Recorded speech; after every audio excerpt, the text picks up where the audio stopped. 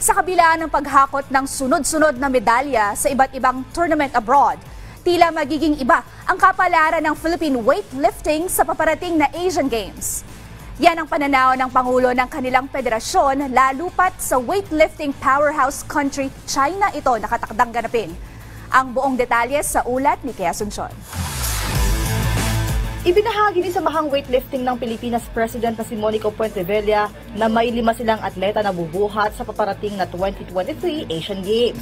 Pangungunahan nito ni First Filipino Olympic gold medalist na si Heidelin Diaz Naranjo, Tokyo Olympian Elrin Ando, 2020 Asian Champion Vanessa Sarno, Rose G. Ramos at John Febor Seniza. Bagamat lahat ay suki ng mga medalya sa iba't ibang international tournaments, buenas na lang na maituturing ni Puentevilla sakaling makakuha ng medalya sa Asian ang Pilipinas. Hirap ang China kasi in the long run, China will win. May ultimate, gagawin nila lahat manalo kasi hometown force. Mabigat, hindi lang sa weightlifting, pero para sa lahat. Weightlifting, makasamba kami medalya.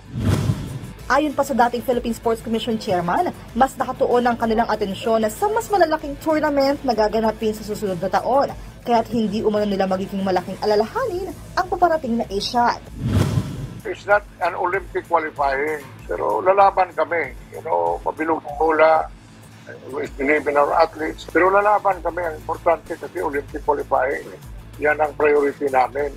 Ang Asian Games, hindi na Olympic qualifying. So, whatever may happen, okay man sa akin. Sa huling record ng Philippine weightlifting sa naturang quadrennial meet, nagawang makapag-uwi ni Diaz Naranjo ng isang ginto na siyang natatanging medalya noon ng kanilang koponan. Kea Asuncion, PTV Sports.